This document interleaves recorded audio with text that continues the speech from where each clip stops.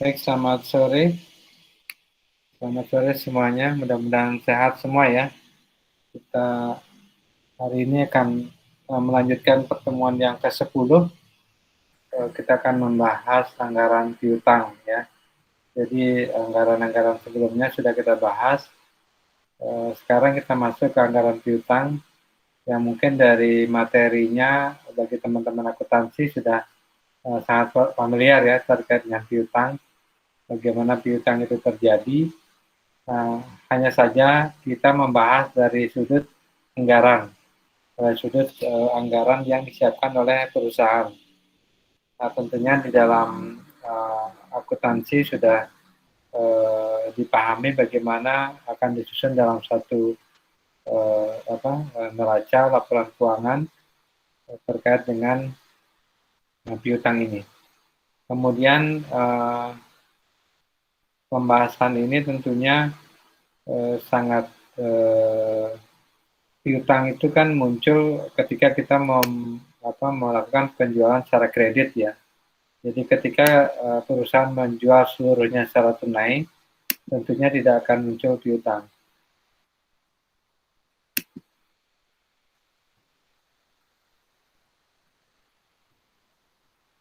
Nah, kemudian untuk perusahaan sama halnya pembahasan kita sebelumnya, anggaran itu akan disusun ketika kita sudah berjalan sekian lama gitu ya. Kalau baru data historis yang digunakan adalah data-data sebelumnya. Nah, sama halnya dengan piutang ini, ketika perusahaan baru, tentunya dia belum bisa menyusun ya, karena piutang itu muncul setelah berjalan ya, setelah dilakukan penjualan suatu produk. Baik, kita akan mulai ya terkait dengan materi ini. Anggaran piutang. Sesuai dengan definisinya, di anggaran piutang itu semua anggaran, artinya kita menyusun satu budget anggaran, merencanakan anggaran jumlah piutang yang dimiliki suatu perusahaan dalam kurun waktu tertentu ya, dalam periode yang akan datang. Nah, artinya anggaran ini disusun jauh-jauh hari sebelum dilaksanakan. Nah, untuk anggaran piutang tentunya ketika dia atau perusahaan sudah melakukan penjualan kredit, dia bisa memperkirakan kapan jatuh tempo dari piutang yang diberikan, ya, penjualan kredit yang diberikan. Nah, itulah yang disusun dalam satu budget yang disebut dengan anggaran piutang. Nah, di dalam anggaran piutang ini, dia akan menunjukkan besarnya piutang yang terjadi dari waktu ke waktu, ya sesuai dengan transaksi penjualan kredit yang dilakukan. Kemudian ketika sudah memberikan penjualan kredit, bisa akan dilihat piutang yang tertagih dari waktu ke waktu. Jadi dengan term pembayaran yang ditentukan, kapan jatuh tempo piutang, nah saat itulah bisa diperkirakan piutang yang muncul di dalam anggaran piutang ini. Kemudian setelah kita mengetahui piutang yang tertagih, kemudian juga menunjukkan sisa piutang yang belum tertagih. Jadi anggaran piutang ini akan bisa menggambarkan jumlah piutang, kemudian piutang yang tertagih pada saat tertentu, kemudian sisa piutang yang belum tertagih. Nah, di dalam anggaran piutang ini tentunya ada manfaat ya. Di samping dari manfaat penyusunan anggaran piutang, di sini sebelumnya akan kita bahas manfaat anggaran piutang jika dilihat dari suatu investasi. Artinya dalam suatu investasi bisnis atau usaha, bagaimana piutang itu, anggaran piutang itu atau piutang itu bisa bermanfaat bagi perusahaan. Yang pertama, itu dapat meningkatkan omset penjualan. Nah, tentunya di sini bertanya ya, kenapa bisa meningkatkan omset penjualan? Bagaimana piutang itu bisa meningkatkan anggaran penjualan atau omset penjualan? Di sini kita bisa melihat ketika suatu usaha yang dilakukan penjualan secara tunai itu akan berbeda dengan penjualan secara kredit. Artinya di sisi konsumen atau pembeli atau pelanggan kita, ketika kita memberikan opsi pembayaran secara kredit atau pembelian secara kredit, tentunya akan lebih diterima. Nah, dengan kondisi seperti ini, semakin banyak penjualan kredit, asumsinya akan semakin banyak pula pembeli atau pelanggan kita atau konsumen yang tertarik dengan penjualan ini. Nah, dengan meningkatnya pembelian atau penjualan ini, maka itu otomatis akan meningkatkan omset dari penjualan. Kemudian, kredit jangka panjang dapat meningkatkan keuntungan bagi perusahaan. Nah, tentunya bagaimana bisa terjadi meningkatkan keuntungan dalam jangka panjang, karena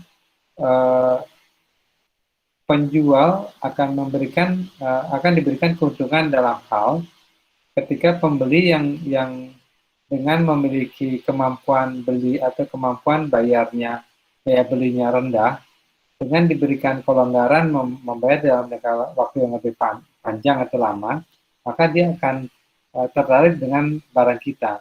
Nah, semakin banyak konsumen yang tertarik dengan produk kita karena kita memberikan term pembayaran yang lebih panjang, jangka panjang atau kredit jangka panjang, maka secara otomatis akan meningkatkan keuntungan. Ini sebenarnya terkait juga dengan yang pertama ya, meningkatkan omset dari penjualan. Ketika omset kita meningkat, maka secara otomatis juga akan menguntungkan bagi perusahaan.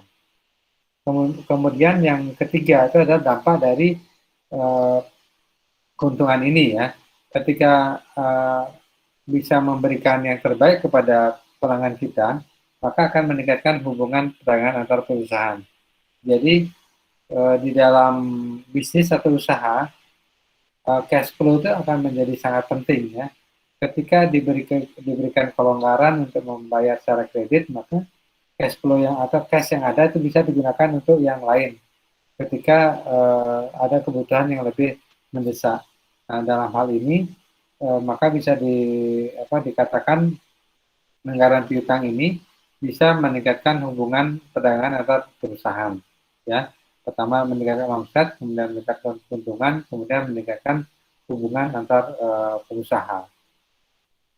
Nah, faktor apa saja yang mempengaruhi anggaran piutang? Yang pertama, tentunya anggaran penjualan ya. Semua anggaran yang disusun itu mengacu kepada anggaran penjualan. Yang berbeda dari anggaran piutang adalah untuk anggaran piutang yang dilihat dari anggaran penjualan adalah berapa persentase atau berapa besar target penjualan itu dijual secara kredit dan tunai. Nah, kalau secara tunai dia akan langsung memberikan cash, tapi secara kredit dia akan menambah piutang. Jadi ditentukan terlebih dahulu berapa persentase penjualan dilakukan secara kredit. Kemudian keadaan persaingan di pasar. Nah, persaingan di pasar ini akan sangat mempengaruhi anggaran piutang yang kita buat. Ketika persaingannya sangat ketat gitu ya, sangat banyak penjual ya, produsen yang menjual barang yang sama dengan kita atau jasa yang kita tawarkan di pasar, maka kecenderungannya kita akan mengikuti kondisi di pasar ya. Ketika banyak persaingan kita akan menjual secara kredit, tentunya kalau kita menjual secara tunai, tentunya kita akan ditinggalkan oleh konsumen. Jadi keadaan persaingan sangat menentukan. Kemudian yang ketiga adalah posisi persaingan. Nah, dengan banyaknya pesaing yang ada di pasar, ya begitu banyak persaingan perusahaan yang banyak, maka akan dilihat posisi kita di mana. Apakah kita sebagai pendatang baru atau kita sebagai market leader, sebagai mayoritas pangsa pasar kita pegang. Nah, kalau kita memiliki posisi kita sebagai market leader, kita bisa lebih menentukan. Jadi karena pelanggan sudah kita pegang ya. Jadi posisi kredit sama tunai kita lebih bisa sesuaikan. Tetapi kalau kita sebagai pendatang baru, ketika perusahaan mayoritas menggunakan penjualan kredit, tentunya kita akan mengikuti. Jadi akan menentukan sekali posisi kita di pasar. Kemudian syarat pembayaran. Nah, syarat pembayaran ini akan menentukan bagaimana anggaran piutang yang kita susun. Nah, ketika kita menentukan syarat pembayaran dengan termin yang cukup panjang, ya, apakah 30 hari, 60 hari, atau 3 bulan, tentunya akan berpengaruh kepada pemasukan atas piutang yang diberikan. Ya. Jadi ini akan menentukan. Jadi semakin lama syarat pembayarannya atau term of payment-nya, tenornya, terminnya, maka akan semakin lama pula cash yang masuk ke perusahaan kita. Kemudian kebijakan penagihan ya. Tentunya namanya piutang, harapan kita bisa dibayar sesuai dengan saat jatuh tempo. Hanya saja cash flow atau daya beli atau kemampuan bayar dari pelanggan atau pembeli tentunya tidak sama ya. Kadang setelah jatuh tempo pun dia tidak akan membayar karena alasan keuangan. Sehingga kita sebagai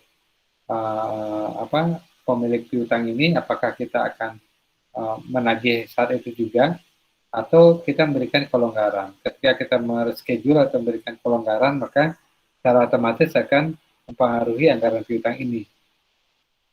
Kemudian terkait dengan penjualan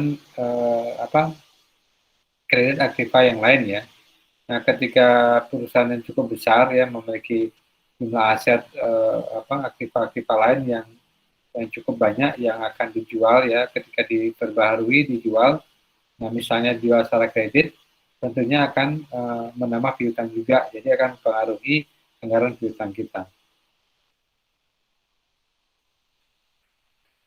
Kemudian manfaat penyusunan anggaran piutang. Nah, yang pertama, tentunya dengan menyusun anggaran piutang, kita bisa memperkirakan ya posisi piutang kita pada saat waktu tertentu. Jadi akan terlihat ketika kita memberikan penjualan secara kredit, kita bisa melihat mulai bulan Januari sampai Desember dengan term kredit atau term pembayaran yang telah disepakati, akan kelihatan posisi piutang kita pada bulan tertentu berapa, yang akan bisa dilihat.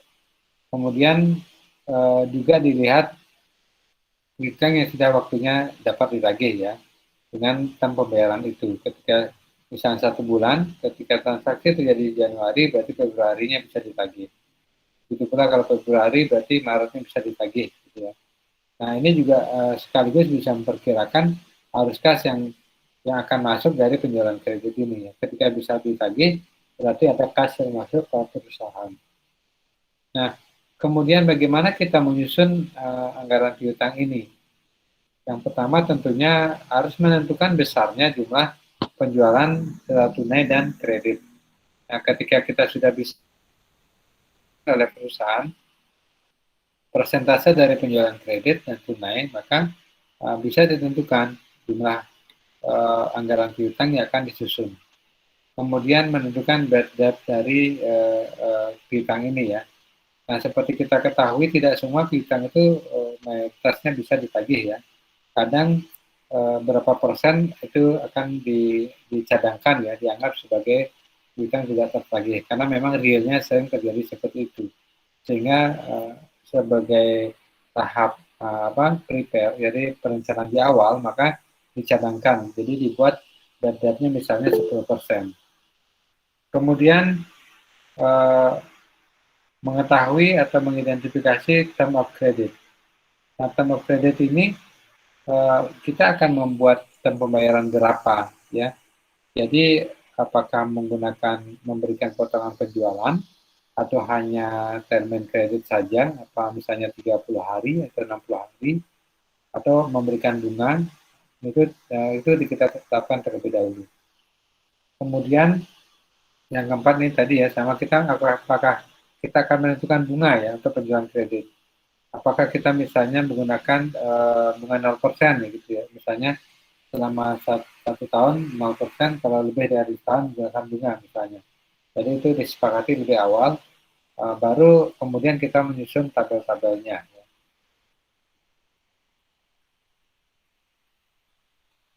Nah, di dalam kita menyusun anggaran piutang, di sini tidak ada standar yang baku gitu ya.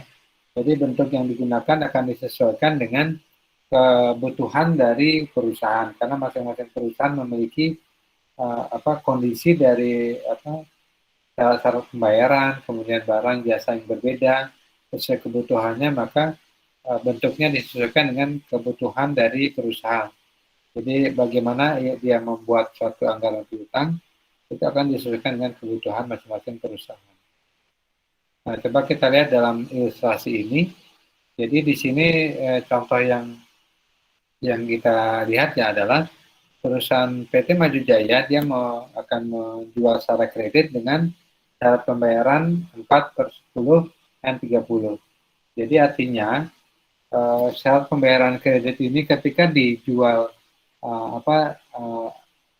transaksi ini dilakukan ketika dibayar dalam jangka waktu 10 hari maka diberikan diskon potongan penjualan sebanyak 4%.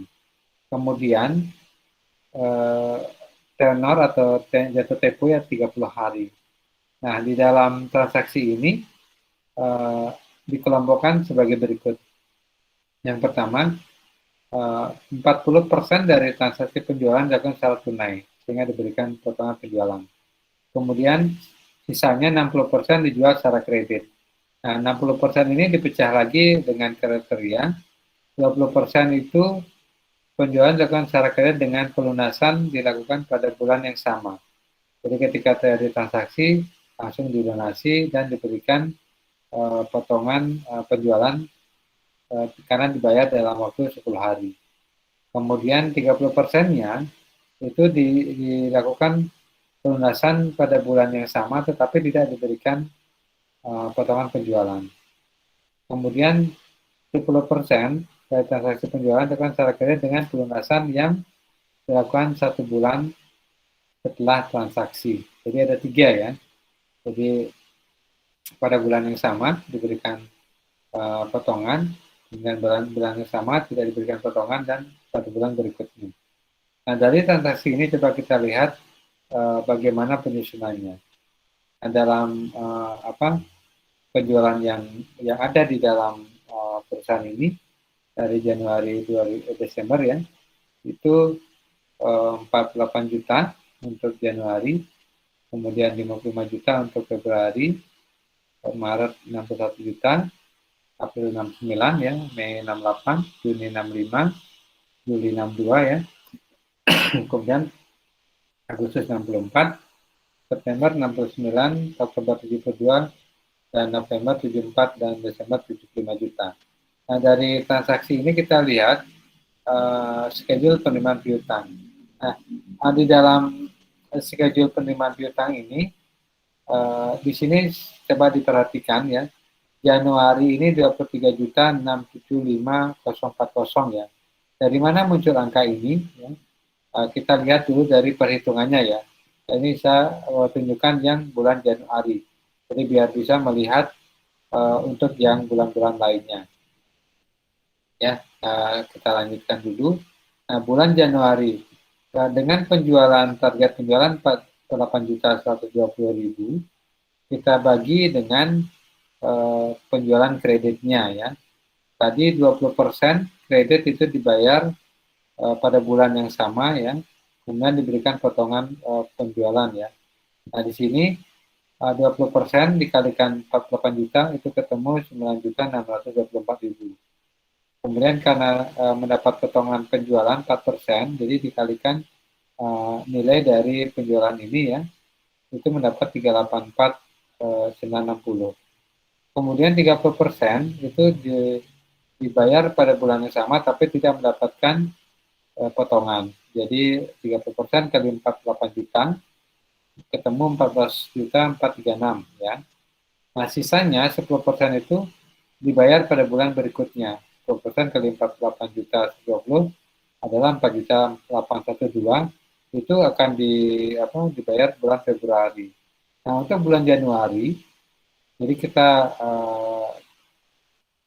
9.624 itu kita kurangkan dengan potongan penjualan, ditambah dengan 14.436. Jadi ketemu 23.675.040 ya. Jadi angka inilah ya muncul kita buat di Januari ini. Nah, untuk yang Januari yang Desember ini ya, ini adalah saldo dari tahun sebelumnya ya, Desember tahun sebelumnya. Ketika ini muncul, hanya saja di soal tidak disebutkan. Sama halnya dengan bulan Februari ya, kemudian bulan Maret dan seterusnya, cara penghitungannya sama. Kemudian dari schedule penerimaan ini baru dituangkan di dalam anggaran piutang ya.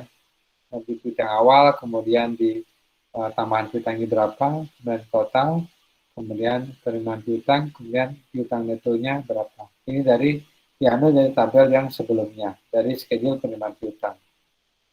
Ya, nanti kita bahas lagi kalau masih ada yang ragu. Nah, saya lanjut dulu yang contoh yang kedua. Nah, yang kedua di sini PT Megajaya ya, Juli sampai Desember 2018. Nah, di sini ada saldo piutang, tadi seperti yang tadi ada saldo piutang sebesar 400.000. Hanya saja karena ada bad debt-nya, piutang netonya menjadi 360.000 yang diterima pada bulan Agustus ya. Jadi diperhatikan ya, Juli, tetapi dia akan diterima di Agustus 360. Ini ada bad debt-nya 40.000. Kemudian penjualannya Juli 2 juta, Agustus 2,5 juta, September 3 juta, Oktober 2,8, November 3 juta, dan Desember 2,2. Nah, kita perhatikan pola penjualannya ya, 70% tunai. Berarti sisanya kredit ya 30%. Nah, 30% kredit ini itu dipecah lagi ya syaratnya. 55% diterima pada bulan penjualan, bulan yang sama. Kemudian 30% satu bulan berikutnya, dan 15% 2 bulan berikutnya ya. Sedangkan dicadangkan 10% bad debt ya. Dari kriteria ini kita susun di dalam anggaran penjualan dan anggaran piutang sebagai berikut. Pertama, kita lihat penjualannya ya, 2 juta, 2,5 juta, 3 juta, 2 juta 800, kemudian 3 juta, dan 2 juta 200. Karena tunainya 70% ya, kita kalikan ya, 70% kali 2 juta itu adalah 1 juta 400. Kemudian kreditnya berapa? Kreditnya 30%, 30% kali 2 juta adalah 600.000. Nah, karena ada cadangan piutang tidak terlagi 10%, maka 600.000 dikalikan 10% adalah 60.000. Kemudian dikurangkan menjadi 540.000. Jadi piutang bersih inilah yang dari bulan Juli, Agustus, September, Oktober, November, dan Desember inilah menjadi yang akan dihitung menjadi schedule penerimaan piutang. Nah, kita lihat schedule penerimaan piutangnya. Kita lihat dari Juli ya, misalnya Juli 540.000. Nah, itu dikalikan 55% yang akan diterima pada bulan yang sama, 297.000. Kemudian 30%-nya akan diterima pada bulan yang setelahnya ya, karena Juli diterima bulan Agustus 162. Kemudian 15%-nya diterima pada bulan yang kedua, September 81.000. Nah, sedangkan saldo Agustus ini karena ada saldo tahun sebelumnya, ke Juli sebelumnya akan diterima pada Agustus, sehingga dia Agustus itu akan menerima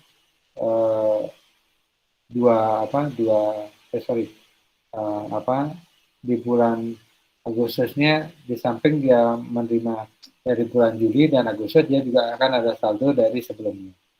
Nah, itu kemudian di total ya. Sama halnya juga yang bulan Agustus, September, Oktober, dan seterusnya, itu sesuai dengan persentase penjualan secara kredit. Kemudian yang bulan November dan Desember, karena diterimanya bulan tahun berikutnya, maka ini kita buat bulan 2019 ya. Nah, ini yang bulan November untuk 15%-nya. Kemudian yang Desember hanya 55% di bulan Desember, kemudian 45%-nya di tahun 2019. Ya. Jadi seperti itu bagaimana kita melihat anggaran penerimaan piutang yang diterima secara berjenjang ya, sesuai dengan cara penjualannya. Selanjutnya kita diskusikan kalau masih ada yang ragu ya, baik mau bertanya terkait materinya maupun dalam soal ini. Silakan.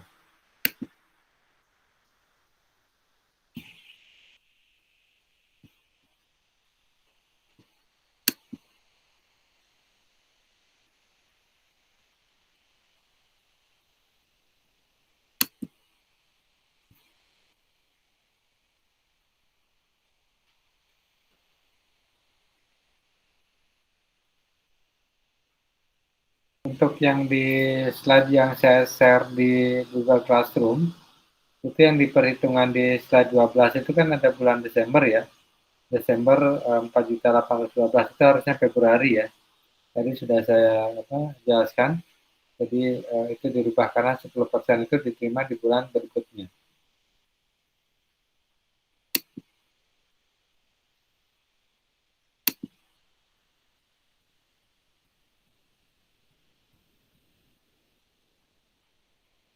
Silakan, ada yang mau bertanya, mau sharing ya, diskusi, baik dari materinya maupun dari contoh soal itu, atau pengalaman yang lain boleh ya, kita diskusikan.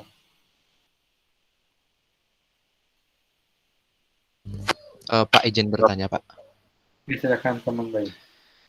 Di ilustrasi yang tadi di PT Maju Jaya itu kan yang ada yang di piutang yang dikelompokkan itu yang ada 40%, 20%, 30 dan 10 itu dapat persentasenya itu dari mana Pak ya? Kita nentuin sendiri atau bagaimana? Baik, Kang Bayu. Ya betul, kita yang menentukan sendiri persentasenya. Nah, apa dasar kita menentukan persentase itu? Tentunya kita belajar dari eh, kemampuan pembeli kita, ya. Nah, karena ketika kita menentukan penjualan secara tunai dan kredit itu akan terkait dengan cash flow ya. Jadi sebenarnya materi anggaran piutang itu harusnya jadi satu dengan anggaran cash ya. Makanya ketika kita bahas piutang akan terkait juga dengan cash karena itu gini, ketika kita menjual tunai, cash akan masuk full ya 100%. Tapi kalau kita menjual kredit berarti ada yang jadi piutang. Nah, bagaimana kita berani menjual kredit itu akan dilihat seberapa besar cash flow kita ya. Bagus nggak cash flow kita? Kita mempunyai cukup cadangan kas atau tidak? Nah, ketika kita sudah bisa menentukan kebutuhan kasnya ya, kebutuhan kas kita, maka baru kita menentukan pola kreditnya. Makanya tadi bervariasi ya, 30%, kemudian 20% dan 10%. Nah, itu pun dipecah lagi gitu ya. 30% bulan yang sama itu lunas gitu ya. Kemudian 20% bulan yang sama tapi tidak mendapatkan potongan penjualan, sisanya baru 10%. Nah, berarti perusahaan ini dia tidak berani memberikan dengan misalnya 30% seluruhnya itu dibayar 30 hari, nggak berani dia. Ya, maksudnya dibayar bulan ya akhir bulan gitu ya. Atau bulan berikutnya nggak berani karena dia membutuhkan cash juga gitu ya. Apalagi misalnya kita membeli barangnya juga bahan bakunya misalnya secara cash juga ya. Kalau kita memberi cash kemudian kita menjual dengan kredit itu kan nggak ketemu ya. Akan ketemu itunya apa kita akan kesulitan membayar bahan bakunya ya seperti itu. Itu Kang Bayu. Berarti itu tuh untuk persentasenya itu kita ukur dari kemampuan pembelinya, kita bisa lihat di cash flow seperti itu Pak ya?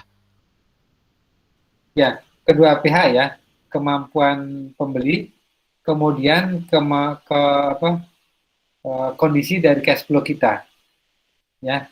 Ketika kita kita menentukan, jadi kita lihat dulu cash flow kita seperti apa. Misalnya kita bulan Januari gitu ya. Nah, kita kan memiliki anggaran penjualan, anggaran bahan baku, tenaga kerja dan lain-lain gitu ya. Itu membutuhkan kas gitu ya. Nah, berapa kas yang dibutuhkan dari penjualan ya. Nah, ketika misalnya dia membutuhkan 50% dari penjualan itu harus tunai, maka 50% itu baru dijual secara kredit.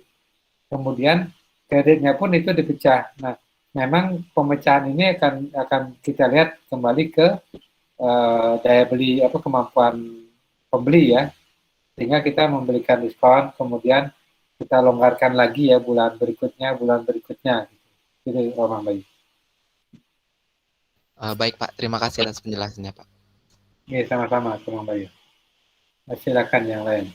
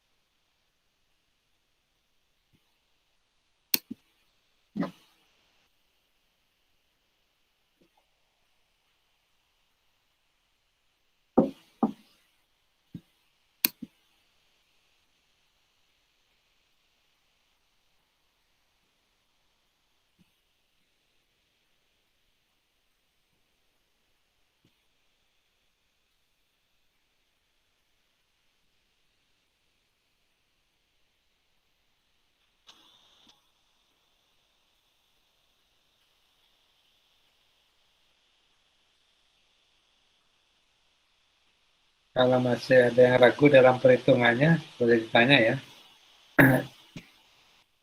Coba dulu dihitung ya prosentasenya. Kalau misalnya nggak ketemu angkanya, bisa ditanyakan.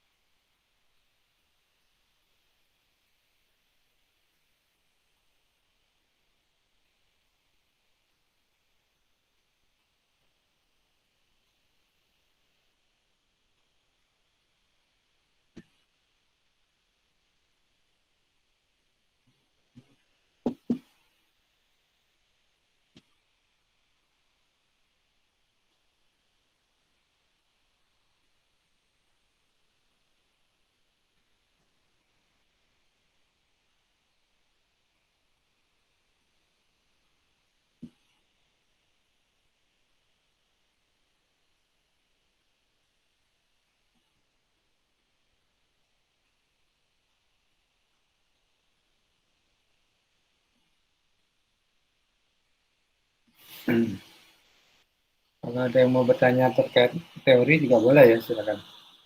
Dari pemaparan saya tadi.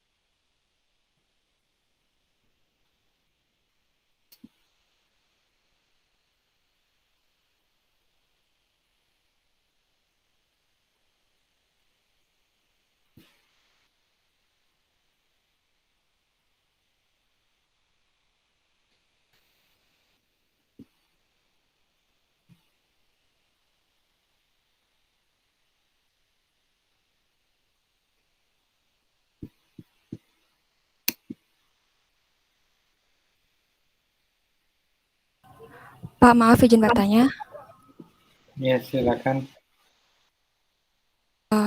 Menurut Bapak, apa yang menjadi indikator utama penyusunan anggaran piutang agar efektif diterapkan pada perusahaan yang baru dibuka, Pak?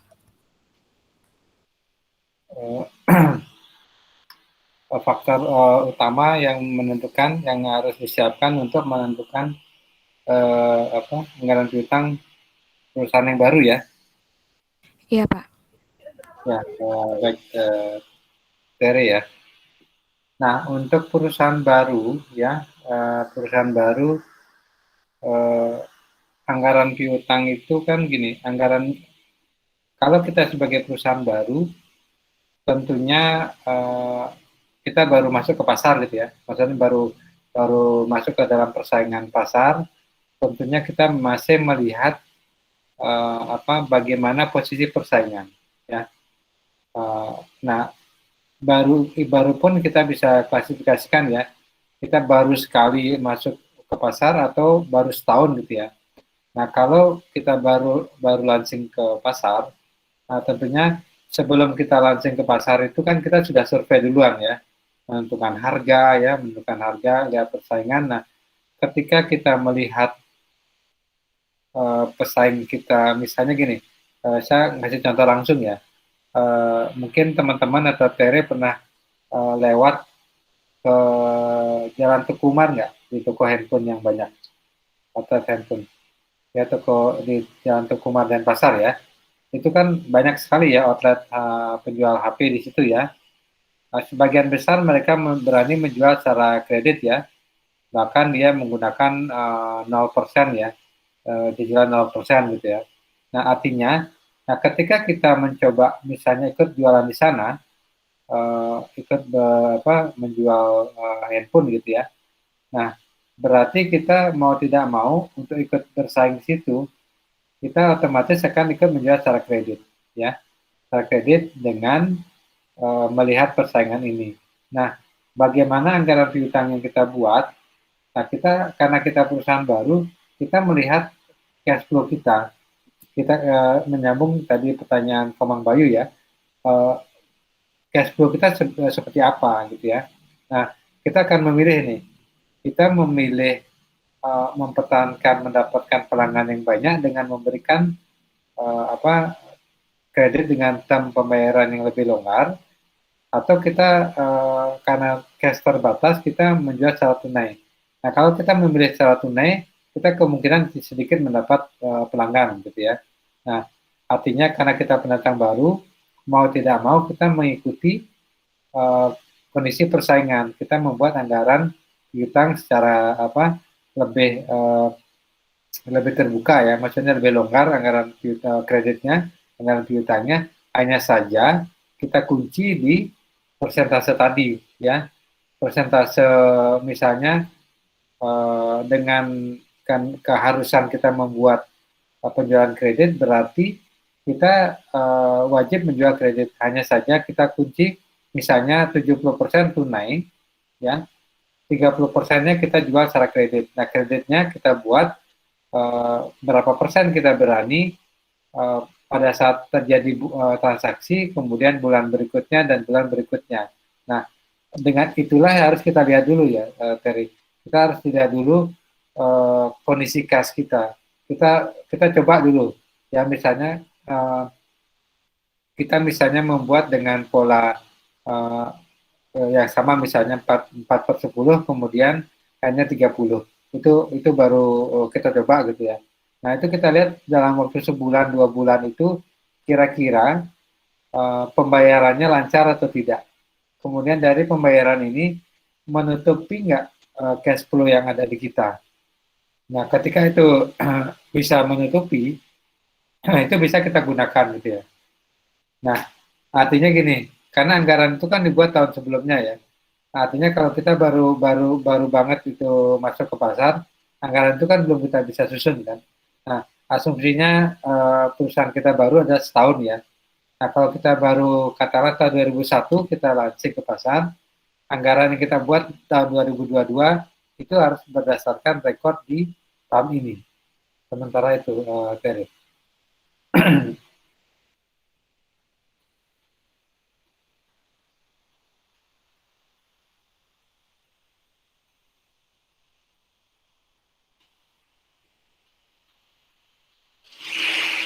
Mau ditanggapi, Terry, silakan.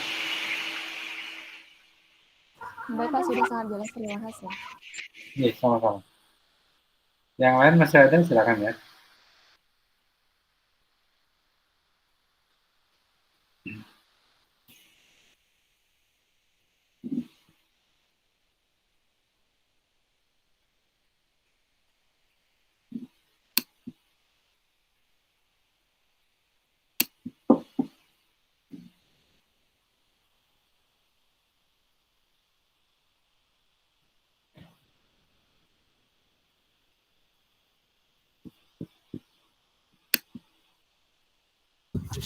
Pak, saya izin bertanya. Silakan.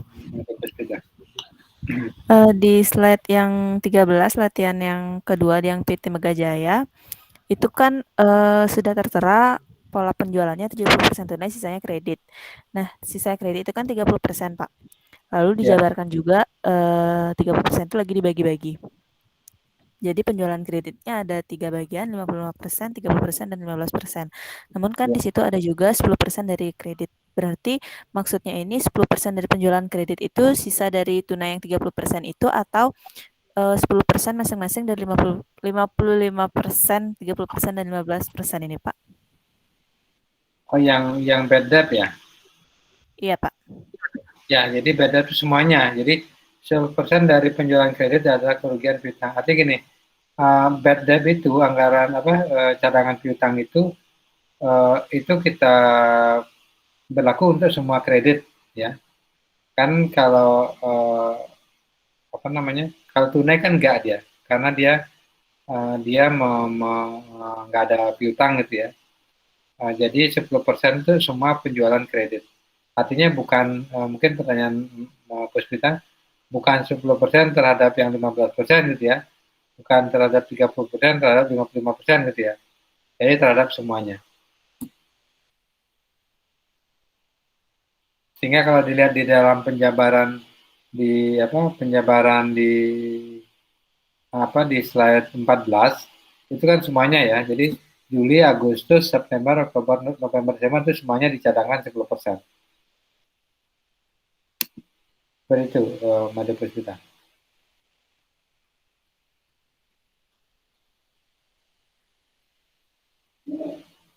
Bisa dipahami?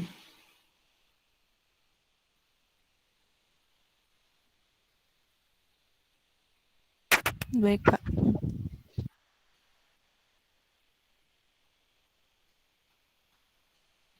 Ada lagi pertanyaannya?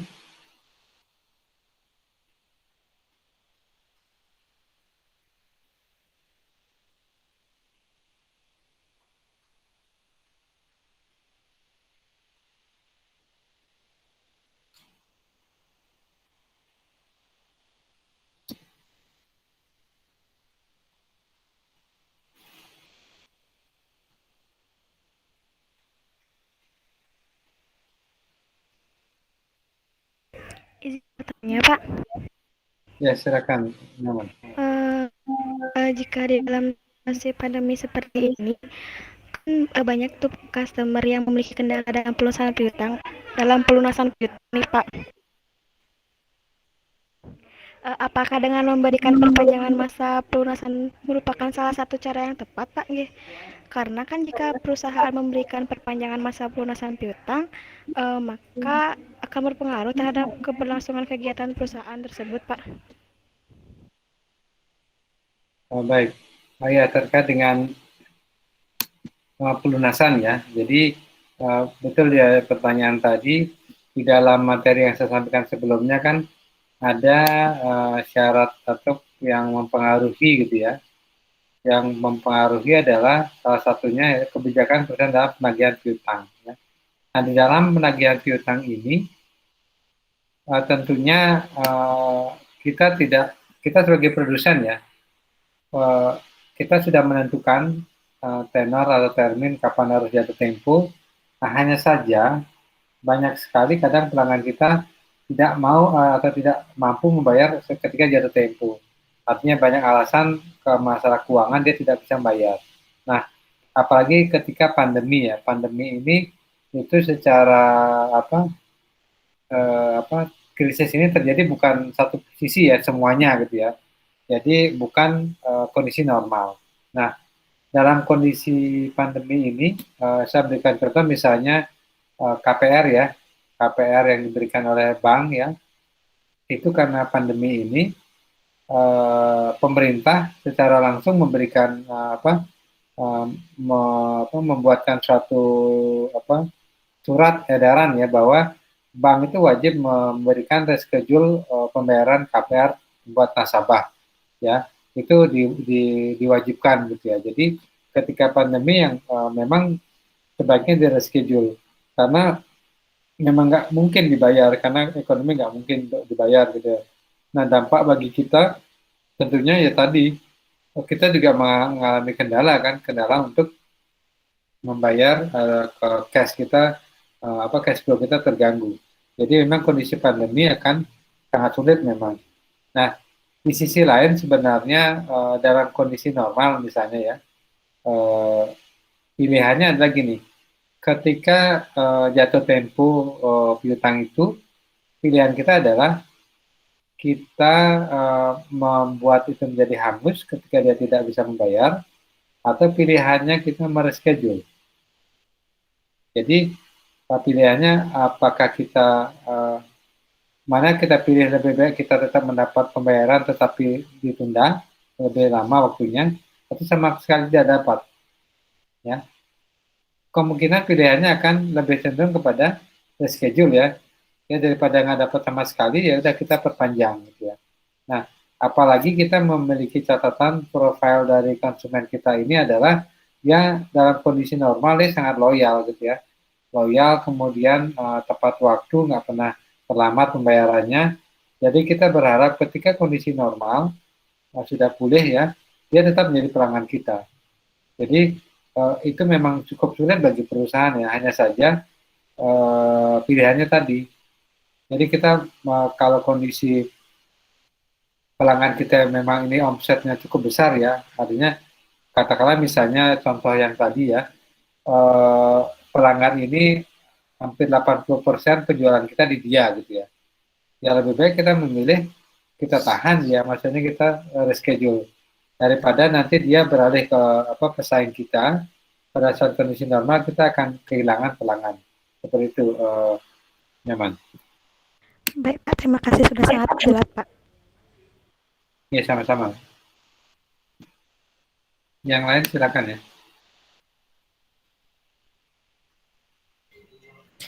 Pak, saya izin bertanya kembali. Silakan nanti cerita. Jadi kan tadi saya sudah kembali untuk melihat perhitungannya. Untuk perhitungan piutang bersih Pak yang kreditnya. Ya. Kenapa dia nggak langsung menggunakan yang tanpa pengurangan kerugian piutang Pak? Nanti kan kalau misalkan pelunasan itu dari pelanggan, dia berpatokan pada perhitungan kita, atau ini hanya perhitungan kita sebagai cadangan saja Pak? Ya, artinya gini, logikanya gini, ketika kita punya piutang gitu ya, piutang kan kita punya piutang ya, piutang kita ini asumsinya mau kita cadangkan atau tidak gitu ya. Nah, dasar kita menentukan seperti apa? Tentunya pengalaman ya. Kalau perusahaan baru belum bisa dia melihat. Jadi misalnya kita sudah berjalan setahun, selama setahun ini ketika saya menyambung pertanyaannya Tere tadi ya, kita perusahaan baru, kita karena kondisi persaingan kita mau tidak mau menjual sesuai kreditnya. Nah, selama setahun ini kita menjual kredit, kita lihat berapa piutang yang tidak tertagih gitu ya, yang dengan segala cara kita minta udah nggak mungkin karena memang tidak mampu membeli, tidak mampu bayar. Kemudian ada juga yang katakanlah misalnya pelanggan kita kabur gitu ya, tidak bisa kita temukan. Otomatis kan ada piutang yang tidak tertagih ya. Nah, dengan data pengalaman ini, tahun depan atau tahun berikutnya kita membuat anggaran piutang. Nah, piutang itu kan tadi pertanyaannya penjualan kredit ya, berapa persen. Nah, kenapa kita tidak langsung dari jumlah piutangnya ya. Artinya kita ya karena kita menghitung yang akan kita hitung kan schedule penerimaan ya, makanya kita kurangkan dulu dengan yang tidak dapat diterima. Kalau kita misalnya hitung dengan berdasarkan dengan yang akan diterima ya, berarti nilainya akan lebih besar. Padahal yang akan kita terima lebih kecil gitu. Jadi harus kita anggap kita kurangkan dulu dia. Kita anggap kita nggak terima gitu ya. Walaupun sebenarnya realnya kan belum tentu seperti itu ya. Realnya bisa saja misalnya kita cadangkan 10% ya. Dari bulan Juli sampai Desember. Dalam realnya belum tentu semua bulan itu tidak bisa diterima semuanya kan. bisa-bisa hanya 2% yang tidak diterima. Artinya berarti kalau misalnya hanya 2% realnya yang tidak tertagih, berarti 8%-nya menjadi kas dia ya. Jadi kelebihan kas kita, jadi ada cash flow yang bertambah di kita. Karena ada cadangan piutang yang akhirnya bisa ditagih. Kalau tidak salah di akuntansi sudah belajar kan, ketika kita mencadangkan itu bisa tertagih kan kita hapuskan ya, kan dibalik jurnalnya ya. Jadi dalam transaksinya dibalik itu ya. Seperti itu kan ya? Iya, Pak. Ya. Sampai di sini bisa dipahami atau mau ditambahkan silakan. Cukup, Pak.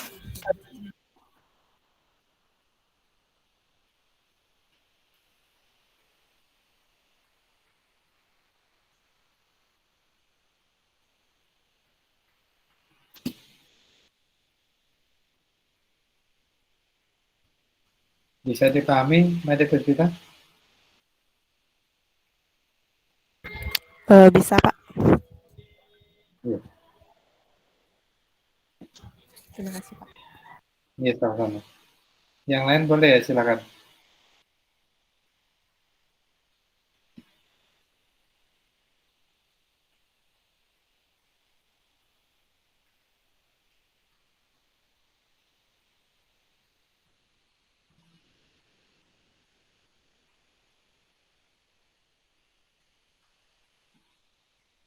Jadi pencadangan piutang itu piutang tetap lagi sebaiknya memang dibuatkan ya, karena risikonya memang kalau kita tidak mencadangkan, ketika nanti tidak tertagih, asumsinya kan kita sudah berharap itu ada cash flow yang masuk gitu ya.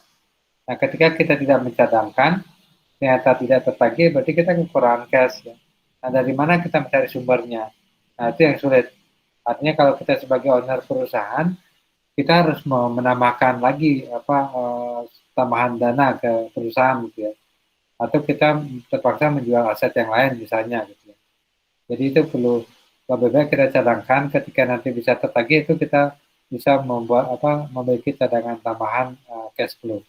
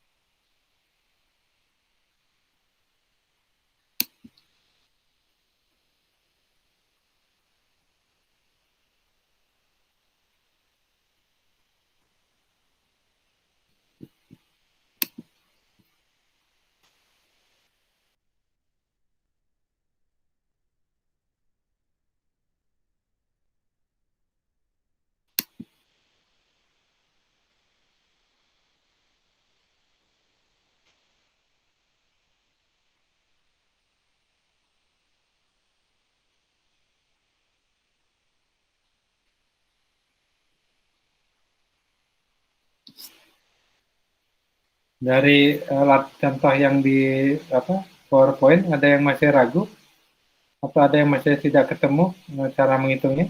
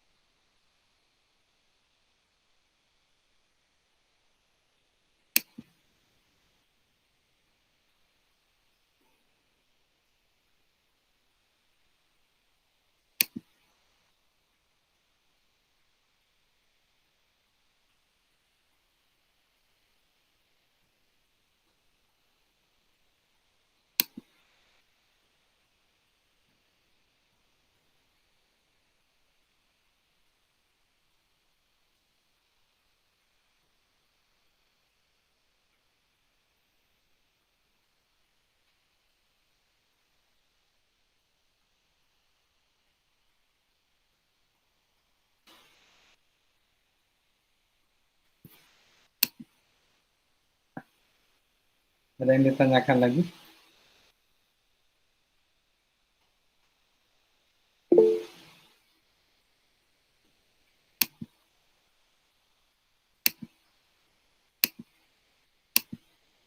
Oke, ini ada pertanyaan dari Jevita ya. Pada faktor yang mempengaruhi anggaran piutang, salah satunya adalah tingkat persaingan. Banyaknya pesaing di pasar akan mempengaruhi kebijakan penjualan eksternal. Nah, cara untuk mempertahankan tingkat penjualan bagaimana? Ya, betul ya. Jadi di dalam anggaran piutang itu kan salah satunya adalah tingkat persaingan ya. Jadi bagaimana kita bisa mempertahankan tingkat penjualan di pasar itu memang strateginya cukup rumit gitu ya. Apalagi persaingan kita adalah dengan perusahaan yang besar gitu ya. Nah, kita ini kita harus bisa melihat posisi kita di mana ya. Posisi kita di mana, kemudian pesaing kita itu seperti apa dia menjual barang gitu ya. Jadi kita bisa melihat barang, misalnya saya menyambung contoh yang tadi ya, menjual handphone gitu ya, handphone yang misalnya di Jalan Tukumar itu ya, ketika itu begitu banyak gitu ya. Nah, bagaimana kita bisa mempertahankan penjualan ketika persaingannya sangat ketat? Artinya memang cukup butuh strategi gitu ya. Jadi kita bisa kadang perusahaan itu dia gini, bisa memberikan voucher gitu ya, bisa memberikan diskon, bisa bundling harga gitu ya, atau bisa memberikan misalnya handphone gitu ya, dia memberikan sudah sama kartunya misalnya ya. Kemudian kalau yang mendapatkan cicilan 0% sekian itu udah hampir semua bank yang menggunakan itu gitu ya. Di samping itu dengan pola yang sama, bagaimana kita bisa mempertahankan gitu ya. Jadi mau nggak mau memang kita harus memperluas memperbanyak promosi kita. Nah, sekarang itu kan kalau dulu lokasi menjadi sangat menentukan, tetapi sekarang tidak hanya lokasi gitu ya, dengan promosi di media sosial ya, Instagram gitu ya, di Facebook, kemudian di website dan lain-lain, itu bisa kita gunakan. Jadi untuk mempertahankan tingkat penjualan, kita harus melihat pesaing kita gitu ya. Mau tidak mau, nggak apa-apa kita meniru ya. Kadang kan mengadakan bazar gitu ya, ada HP murah atau dia dengan menggunakan memberikan satu surprise tertentu ya pada momen-momen Agustusan misalnya bulan Agustus 17 kita memberikan diskon 17% misalnya, seperti itu. Jadi sebenarnya banyak cara, hanya saja memang kita harus melihat barang yang kita jual atau jasa yang kita jual. Artinya jualah barang yang sesuai dengan kualitasnya gitu ya. Atau sebaliknya, ketika kita mau menjual satu produk, kita harus melihat kondisi pasar dulu. Jangan kita menjual barang tanpa kita melakukan survei pasar terlebih dahulu. Kurang lebih seperti itu, Jevita.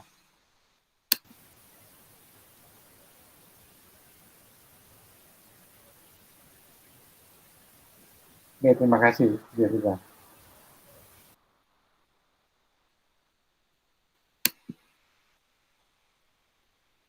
Nah, kaitannya dengan anggaran piutang ya, tentunya ketika kita mayoritas pesaing kita menjual secara kredit, berarti kita ikut menjual secara kredit gitu ya. Nah, polanya pun berapa tenornya gitu ya. Jadi dengan untuk melihat pesaing kita bisa menjadi pembeli di sana gitu ya. Misalnya toko handphone gitu ya, kita bisa mencoba untuk karyawan kita datang ke toko sebelah gitu ya, kita pura-pura menjadi pembeli, apa yang dia tawarkan, bagaimana cara menjual, fasilitasnya apa, nah itu bisa kita tiru. Kelebihan kekurangan kita di mana gitu ya, itu sebagai bisa buat promosi kita untuk pelanggan kita yang sudah ada. Jadi banyak hal yang bisa dipakai gitu ya. Hanya saja memang harus kita update ya.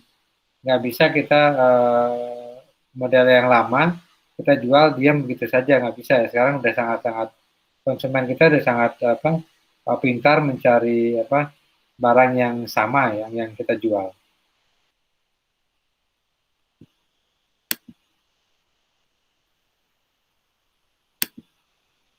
Ada pertanyaan lagi? Silakan.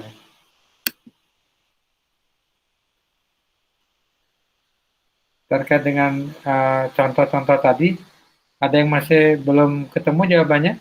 Atau masih ragu? Pak, saya Silakan, barusan Mbak. nyoba yang slide 11-nya itu yang di penerimaan piutang itu dapat dari mana ya Pak? Penerimaan piutang itu dari tabel sebelumnya.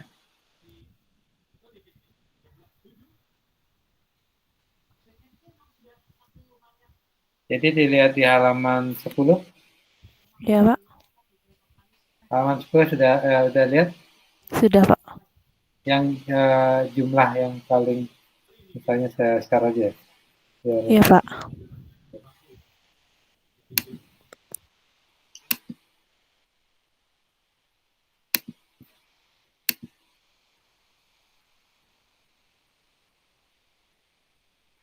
Sudah muncul?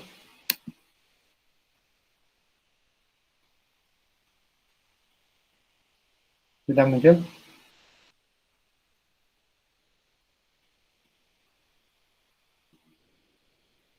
Sudah, Pak. Ya. Dilihat di pertanyaan kan penerimaan piutang ya. Misalnya 28175040 ya. Itu dilihat dari nih, misalnya di bulan Januari ya. Jadi bulan Januari itu 281754040.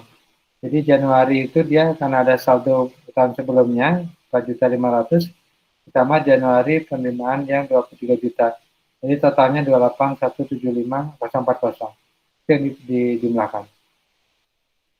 Sama halnya dengan Februari 32 juta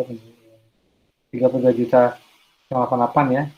Kemudian Maretnya 35, itu yang dimasukkan ke dalam penerimaan piutang ini. Bisa dilihat, Puspita?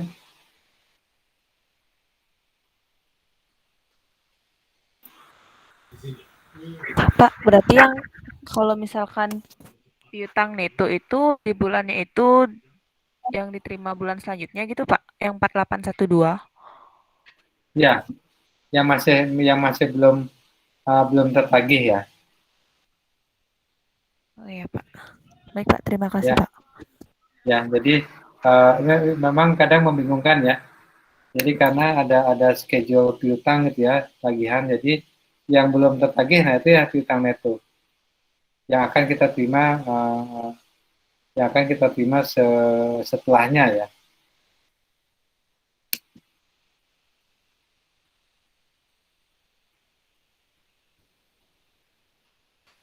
Masih ada yang ragu atau masih belum ketemu?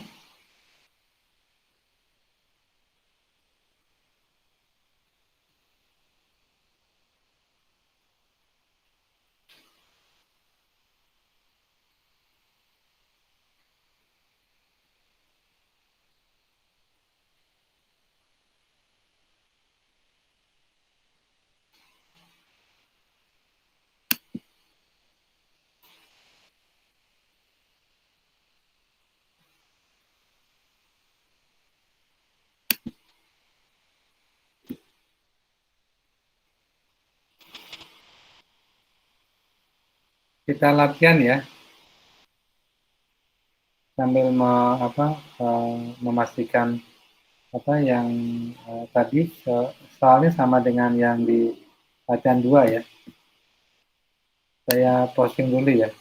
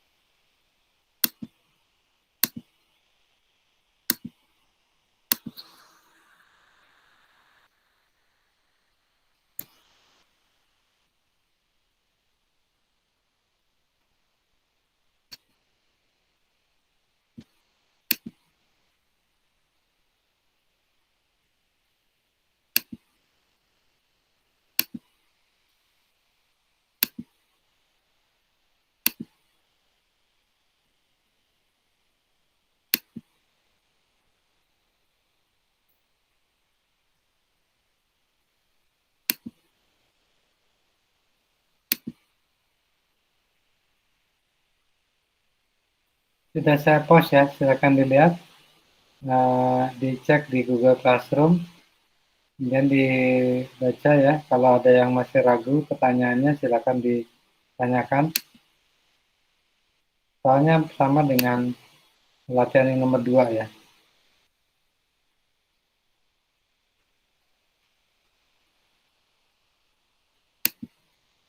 Sudah muncul?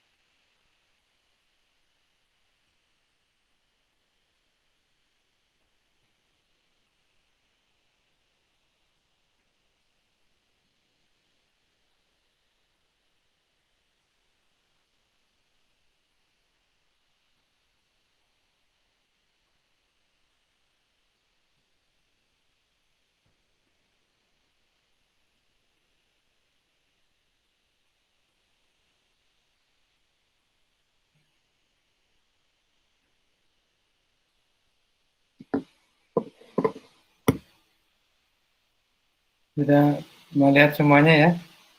Ada yang ini kurang jelas dalam ininya, soalnya.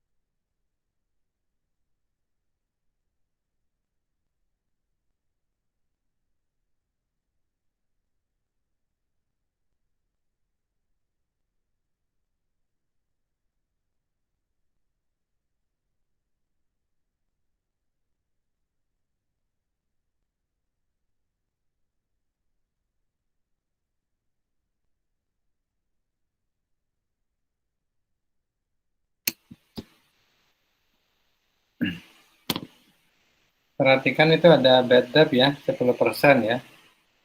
Jadi hitung dulu bad debt-nya, kemudian baru dasarnya itu digunakan untuk penjualan kredit. Kemudian itu ada bulan sama triwulan ya, itu hati-hati ya.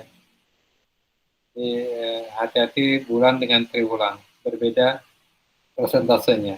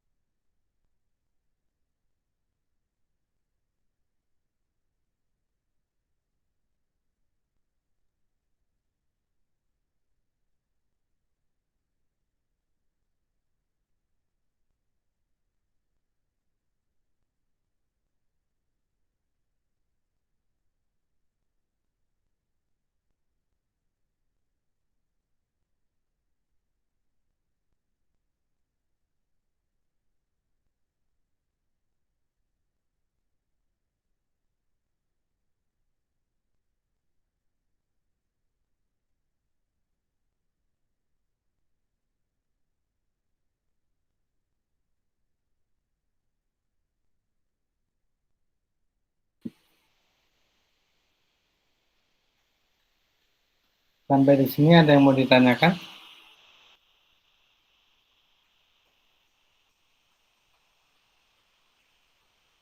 Bisa dikerjakan ya. Sejauh ini belum, Pak. Sejauh ini belum ada pertanyaan, Pak.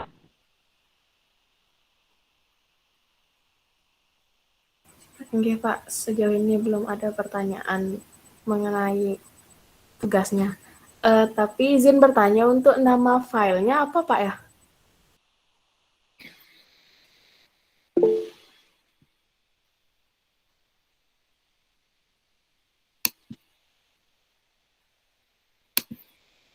Untuk nama filenya latihan piutang anggaran piutang ya, sesuai dengan judul latihannya. Oke, Pak. Terima kasih, Pak.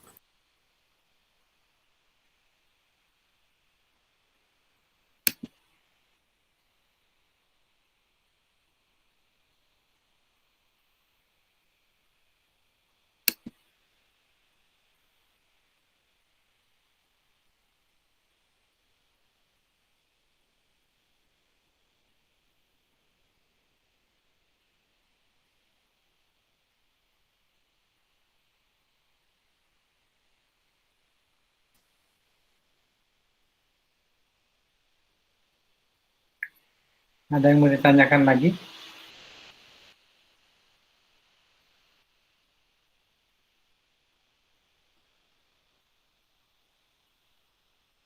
Dari saya belum ada, Pak.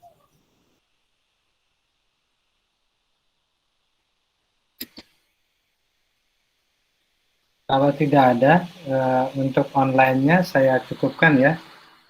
Nanti silakan diselesaikan.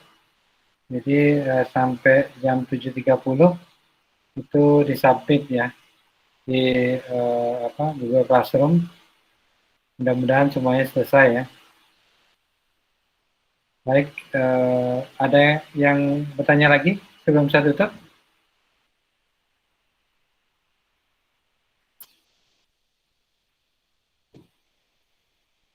Cukup? Izin bertanya. Pak.